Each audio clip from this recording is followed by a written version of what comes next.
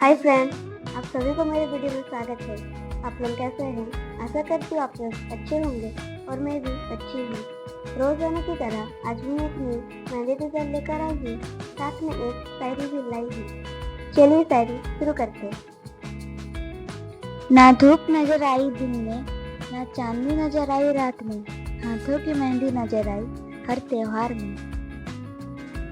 बातों बातों में सब कह दिया, कभी शायरी तो कभी मेहंदी बना लिया। सबको शुक्रिया जिसने जबार्ट को सब्सक्राइब कर लिया। Thank you.